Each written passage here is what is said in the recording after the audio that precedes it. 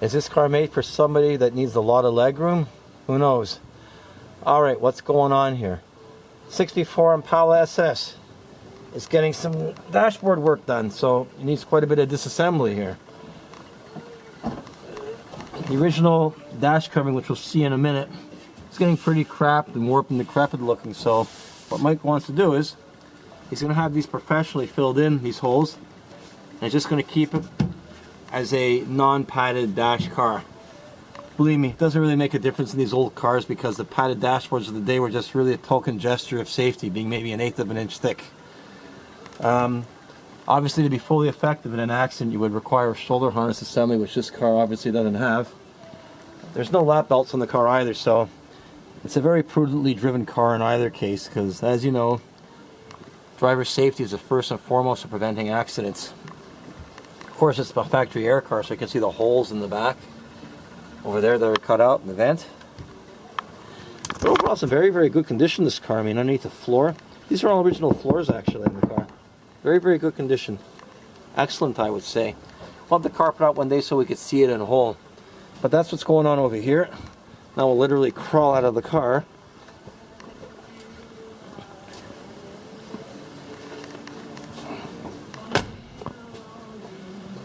Other things that are going to be happening are reproduction T3 headlights are going to be going into the car just to make it look even more original. It's not worth getting old ones putting because these old style steel beam lights would gradually dim as they would age, and just for reliability, not the car's going to be driven at night much, just to make sure that it's going to be all right. And that's just the direction that Mike wants to go. There sits the 327.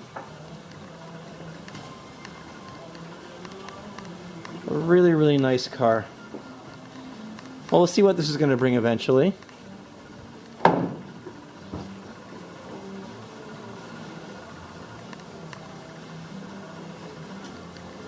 car that feels like it's riding in air, and boy is it ever with the new bias tires on it. Bias tires are off it, like I said in a previous video, but they'll be going back on as soon as all the work is done and the car starts going into shows. Well, we'll be getting back to the Powerglide. And yes, we did bring the books through inside my little backpack over there, so we're getting back to that. We'll see you later. Alright folks, here we have it. This is the old padded dashboard over here. You can see very much what I mean about how minimal the padding is on these things, and it's like rock hard. So I really wouldn't be doing too much for us in either case. So it wasn't in bad condition. There's a couple of spots where there was a big ugly crack on this end over here that Mike wants to obviously not have showing on the car. There'll be like a big ugly scar showing, but you can see the holes are the studs where it would attach to the dash, and that's what's going to be filled up on the dash of the car originally. So Mike just wants to see the nice original look of this speaker grills flush, which I do agree looks very, very nice. It looked kind of corny with it just sticking through this over here. So so this is going to be gone, and I'm just going to have a nice smooth dashboard when it's all said and done. But it's going to take quite a bit of work, but it'll be well worth the effort. So there we have it. This is gone.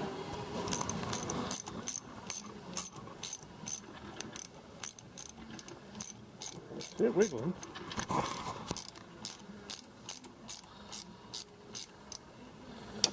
Frickin' far does that thing come out? What does it do? Go into a hole in the shaft? I believe it does. It must. It's long enough. Okay, well, it's definitely not attached anymore. Is it two? There's only one as far as I know.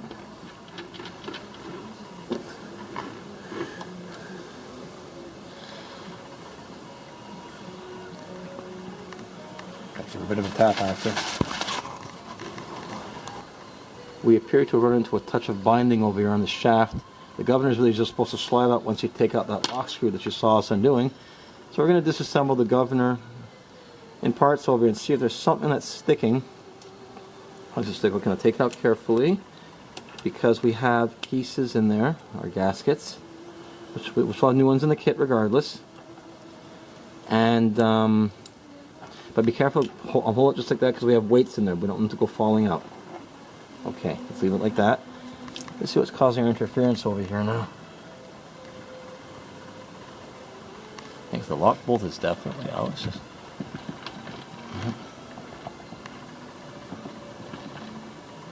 that should be sliding right off. Alright.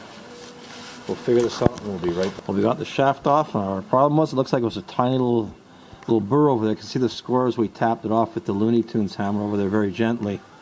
But there was a burr there when it was put in originally, it looks like. Well, the main thing is it's off. And we'll address that by dressing the part after. And thank you. Put the screws back in because I'll take that home with me too. We're going to be doing, because of time considerations, I'll be taking home some of these parts like the valve body and the governor to be taking them apart and cleaning them at home, because we have a real time frame with car projects going on here. So yeah, time is of the essence. We're controlled by it, unfortunately, people.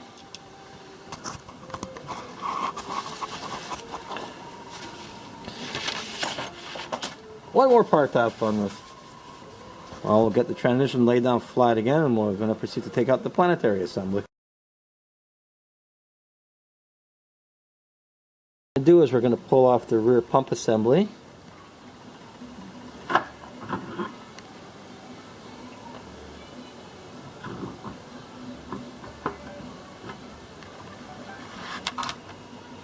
So it's just like an oil pump and a gear type oil pump in an engine for an engine oil pump, or and your newer automatic transmissions, the front oil pump. Very important step that we have to do. See a little notch over there. There's a drive pin over here that we have to take out.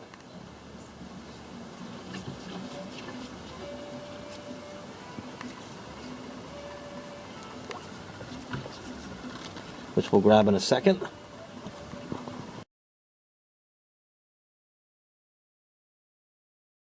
We seem to have been plagued with burrs on this thing, and it's umpteen million years age. And there's a very simple Planetary gear set of the Powerglide. That's what gives it the whine, actually. Except, of course, at a much higher RPM. That's what gives it that very distinctive whine. We'll explain gear function as we're putting it back together.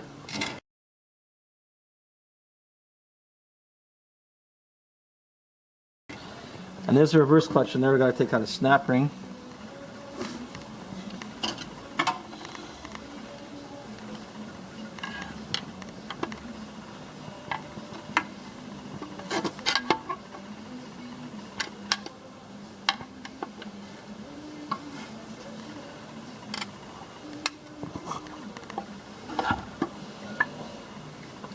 You can see how it's indexed there, actually. The snap ring is all the way at the bottom, the end of it. The end of the snap ring.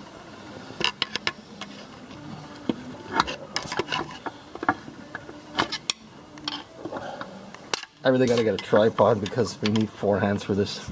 The transmission's just running wild here.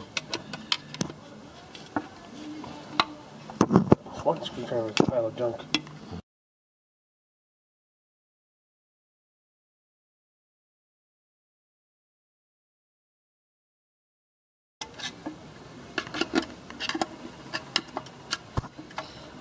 I can pull it out now. Should be able to. There we go. Lifting up. You got it? As long as we got it out there, we're good. Doink. Boink. Alright, want to hold the camera, please, Mike? And I will grab out the clutch. Unless you want to have the honor of grabbing out the clutches. And let's separate them. So I'll whip around and grab the camera. We'll do a quick inspection of the reverse clutches. And I'm sure they'll be just fine. Here we go. You hold the camera. Like that. Alright. A cushion wave spring so that when engaged it doesn't go funk too hard. It's all going to be washed, so don't worry. A reaction disc, which is metal. I swear this look like I swear that they used to look like they worked in a Turbo 350. I could be wrong though.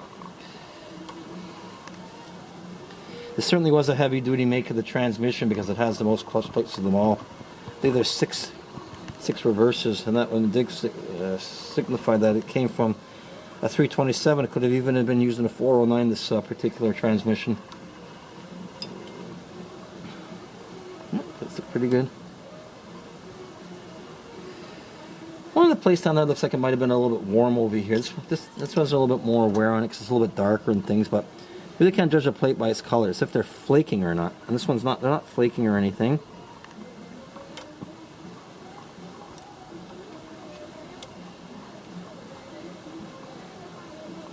Nothing smells burned or anything. No heat spots or anything like that on these things. We could reuse these, but we'll see how cheap new ones are, because like I said, there's a lot better material in new ones, but with the way you're going to be driving the 64, I really wouldn't worry too much about this. Pretty good. And they are notched, because they do have to go a certain way back into the case, you see, like that. The book shows where they have to go.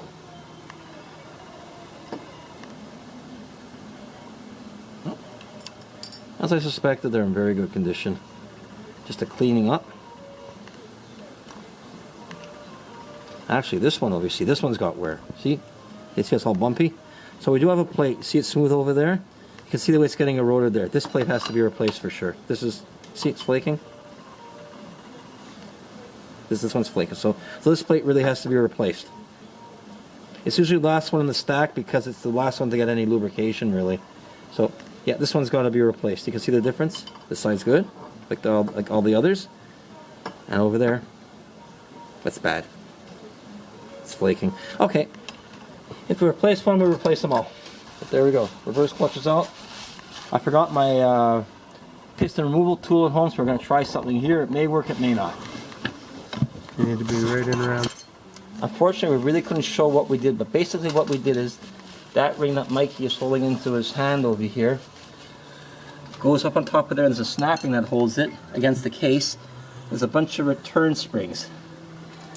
And I just held down the ring with a hammer over here with all my body weight. That's not much though. And I was able to, and with that, Mike was able to pry off that snap ring. Not the most recommended way of doing it, but we've done it plenty of times before. So, because if you're not careful, these things can really go doing and end up in somebody's eye. But we got it tame and everything. And we might have to use a bit of compressor to get that piston out now. We'll see. But one more step done. This is how a lot of these in-garage rebuilds of transmissions go. But they always work though. We're lucky, I guess. Alright, on we go.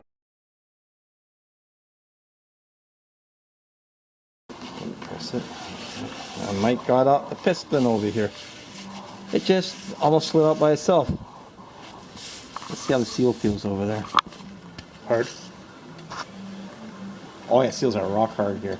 Yeah, good idea that we're shaking this up, because I'll show you right over here. The seal is like rock hard. Oh yeah. Well, it's definitely time for it to come apart. That could explain your very, very hard shift from loaded drive. But we'll know, because this has got nothing to do with shifting from loaded drive. It'll be our direct clutch that's got that. So we'll take apart that soon. And we'll see if the seal is just as rock hard in that. But if this is the way it is, and I can virtually guarantee with the heat that the high clutch runs in that, we're going to have a pretty hard seal there too. Alright, let's continue. Now we have to take out our low servo over here. That's got to come out? Yeah, definitely. So there'll be a seal in there too. There's all seals everywhere in this thing.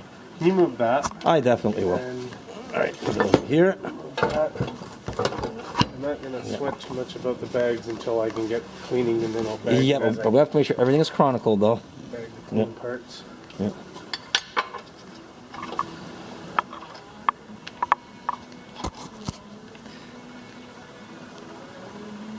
Doing. No, I'm just teasing.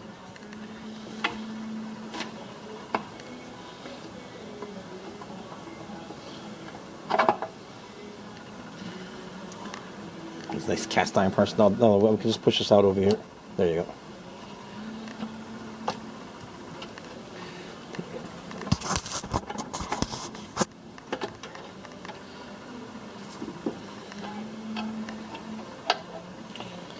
Believe it or not, the 4 cylinders and of all things the 409 shared the same spring. The smaller V8s use another spring.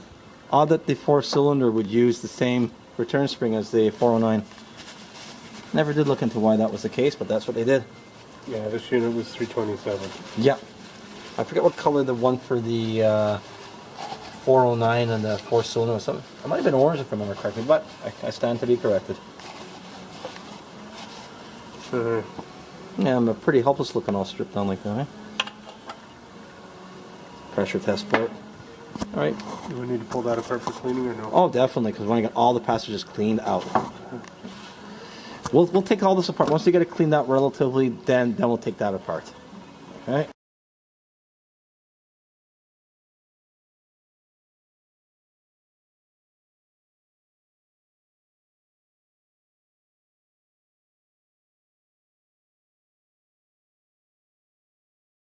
Alright.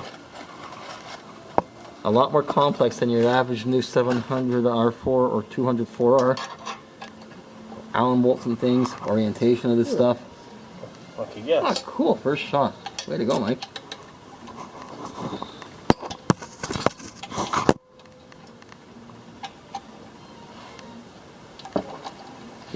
Just a little bit small.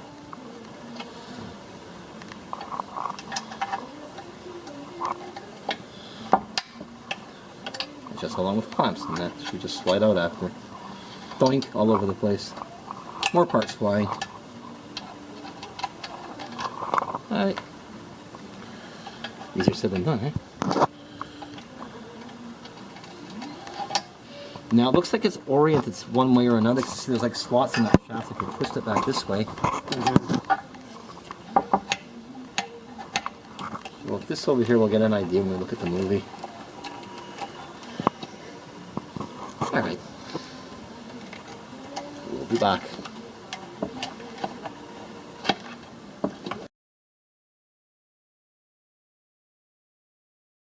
There we have a petrified seal in there. Should explain a lot of the oil leaking. Totally petrified. Okay, I'm gonna have to hold the transmission for Mike. Just to give you an idea, it's just like hard as a rock, that seal, really. Powerglides are known for leaking when they're parked for a long time, and that's a good part of it, why they do. It's 7/16, I believe. Is it? Yeah, 7/16 looks like. Am I right or wrong? Yeah, I'm right.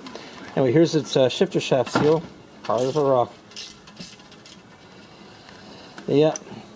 Well, I guess you can't blame it being 51 years old. Seal's going a little bit hard. Okay. So that's out. Let's see, what else do we have to take out? I think we're just about to strip right down to the bare bones here. Yep. Have all the shaft seals out. Yeah, this pig is ready to be washed over here. So that I can get a bath. Yep. There we go.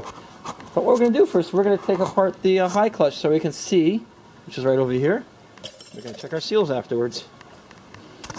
There we go. There we go. We finished servicing the governor, and parts have to fall by their own weight. Let's just double check this over here. Yeah. You can feel it. Falling. Yeah, it's falling by its own weight. Perfect. That's going. It's not binding or anything. That's great.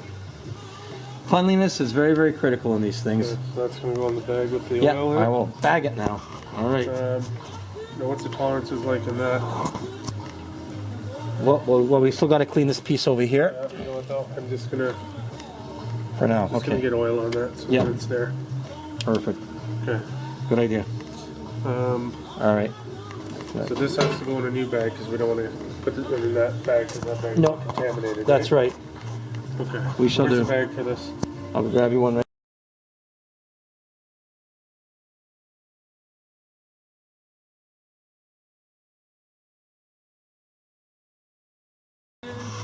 And now here comes the tedious work, which Mike is very happily doing, of course. The cleaning of all the parts. I'll be helping too, but this is mostly for him to do. For bothering me, making me drive all this distance on Sunday afternoons.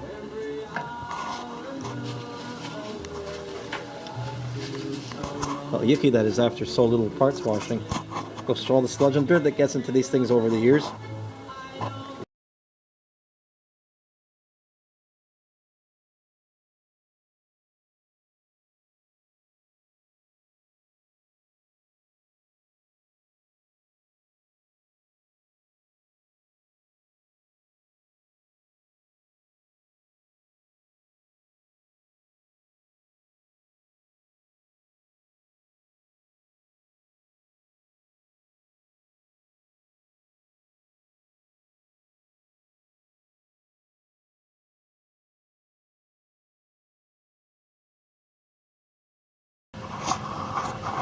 All right, what are we up to here?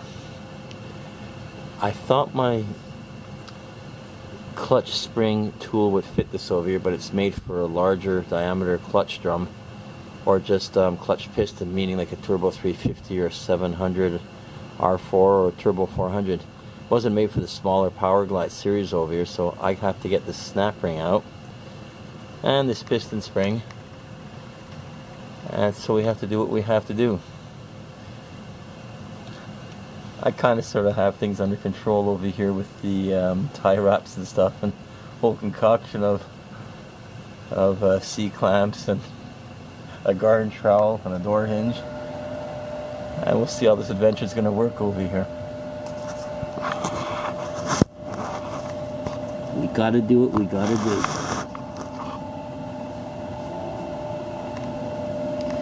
Let's slowly tighten up the clamps. You just have enough of that snap ring exposed, like we have right now. A little bitty bit more. Slowly and deliberately, because you don't want to bend anything. And we just gently work things out. That's it. Just about all exposed.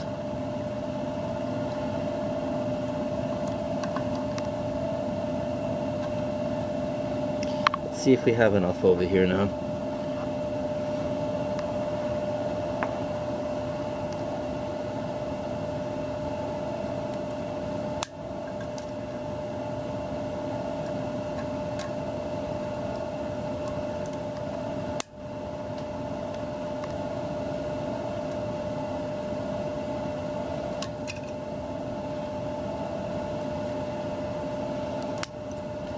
Snapping pliers have certainly seen better days. Patience is a virtue. We've had to take things apart in the middle of a field sometimes when we've had next to nothing to work with. But we get the job done. A hair more. That's it. Okay.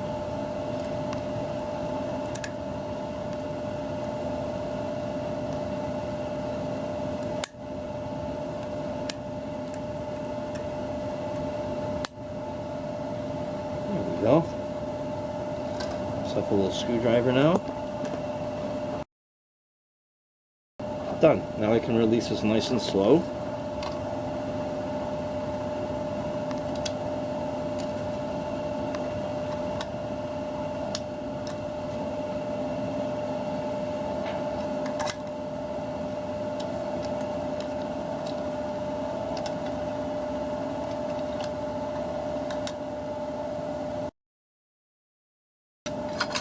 Yeah, furnace is still working here. Still pretty cold. Hopefully the little car season will be here before too long. Most of the salt's been washed away.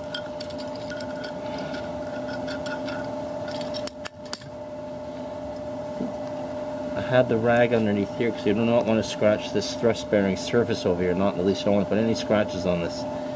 So we're safe. We just basically have to cut this away, which we'll do in a second, and we'll be right back, okay?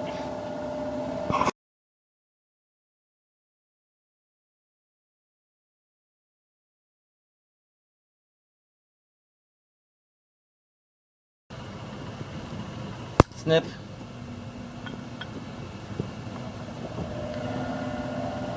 Snip. Parts go flying, but not too far. In the bag right away. We don't want to just leave something and then come grab it later on. Little parts always have a tendency to disappear, especially when there are a multitude of loose little springy thingies here. I don't know how many there are, but there's certainly a heck of a lot of these things. 1, 2, 3, 4, 5, 6, 7, 8, 9, 10, 11, 12, 13, 14, 15, 16, 17, 18, 20, 21, 22, 23, 24. 24 little springs it looks like. Yeah, we don't want to lose any of those, so we're going to get rid of them right away. 4, 8,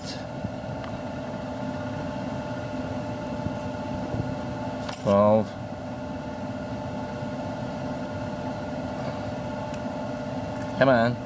16, 20, and 24. Now, if these are all accounted for, this piston's moving very easily, so something's telling me that the seal's pretty rock hard on this one too. Set the camera down for a second. We'll need both hands over here. Usually those pistons, you have to kind of sort of force them out when the rubber seals are still supple. These look like they're not too supple, just like we found in the reverse drum. Actually, Not really too bad, all things considered.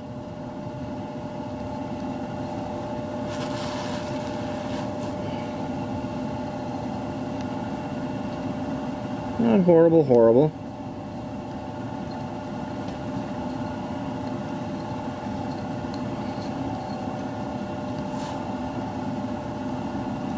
Certainly has life left in it. It's in a lot better condition than the reverse clutch seal was. Oh yeah, it definitely has flexibility left with the inner one as well. Careful not to score things over here. You don't want to score stuff. And just gently pick it around, and there it comes.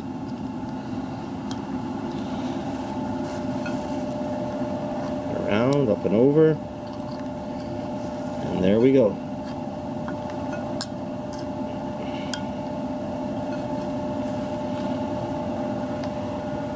Out it comes. And this one too has got life left in it. Definitely. Generally, if you can twist them like that at room temperature, they're still in good condition. But we're still going to change them in either case. The ones in the reverse, I'm afraid if we would have twisted them even a little bit, they would have snapped. So we got this apart. Just has to be cleaned up now. The new seals are on order already. Seals go face down in here. Lip seal down because they get the hydraulic pressure coming in through here. So obviously pushes this piston up, which then applies the clutch parts. Alright, we'll see you later. Enough blah blah blah for now.